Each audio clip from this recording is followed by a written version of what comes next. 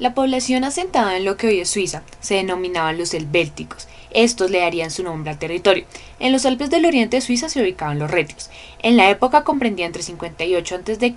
y 15 a.C. las legiones romanas de Julio César y Augusto los derrotarían, incorporando al territorio suizo al Imperio Romano. Tras la caída del Imperio Romano, alrededor del año 800, Carlomagno estuvo en control de Europa Occidental, asimismo del territorio suizo. Su supremacía no duró por mucho y esto dio la pauta para el comienzo de un sistema feudal en Suiza. Los Habsburgo, una dinastía perteneciente al Imperio de Austria, tomó el control de los territorios. Allí los denominados Landmann, una clase de gobernador que solía ser terrateniente con mayor dominio, ejercía su autoridad.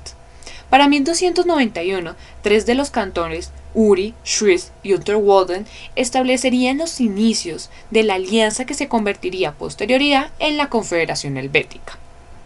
Buscando protegerse inicialmente de los Habsburgo, poco a poco los demás cantones y áreas rurales se anexaron al pacto, ocasionando que en 1315 ocurriera un enfrentamiento entre el imperio y la población, la cual finalizó en 1836 con la victoria de la Confederación.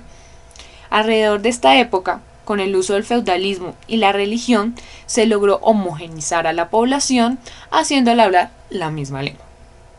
Durante el siglo XVI, los cantones se polarizaron debido a las ideologías religiosas de la Iglesia católica y protestante, lo cual ocasionó disputa entre ellos, además de los conflictos por territorio y control. Este fue el proceso de guerras internas, y un conflicto entre el cantón Zürich y la Confederación dan lugar a las guerras externas. Tras los malentendidos entre la Confederación y el cantón Zürich por obtener poder territorial, tuvo lugar la primera guerra externa entre ellos y con el apoyo de Austria para el cantón. Los confederados ganaron la batalla de Santiago de Chelles, la guerra Borgoña, y con esta obtienen la alianza con Francia y la guerra con Alemania Suabia. Tras obtener la victoria en estas guerras, la Confederación se declara independiente en el Tratado de Basilea el 22 de septiembre de 1499. Los confederados tienen una derrota contra Italia y finalmente en 1648 se declaran como un estado neutral entre el conflicto europeo en el marco de la Guerra de los 30 años con el Acuerdo de Westfalia, y así los ejércitos del territorio suizo solo actuarán de forma mercenaria. Para la época de la Revolución Francesa, 1798, Suiza seguía siendo un territorio fragmentado por cantones y por la poca representación del pueblo en las decisiones políticas. Comenzaron a darse protestas pacíficas. Como las protestas no lograron nada, los individuos de algunos cantones se vieron forzados a usar la fuerza y a recurrir a la Francia napoleónica en busca de apoyo. Tropas francesas ocuparon el territorio y trataron de establecer una constitución, un régimen y un código civil central y a crear un monopolio de la fuerza centralizada. Con la caída del Imperio Napoleónico, Suiza se da cuenta que ser un estado centralista no es funcional y decide crear una nueva constitución federalista.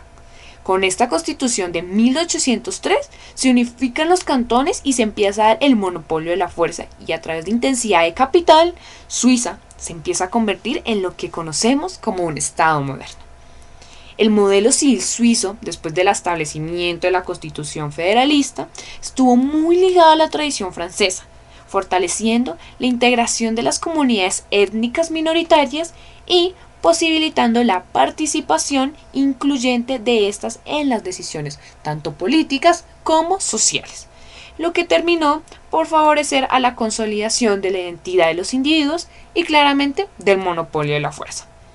En conclusión, Suiza ha sido un estado que usó la coerción en función de la revolución civil y antes del estado moderno, para luego usar su posición estratégica permaneciendo neutral, fortaleciendo la identidad de sus individuos e incrementando la intensidad de capital, concentrada en las ciudades, en la formación y en la consolidación de un estado moderno.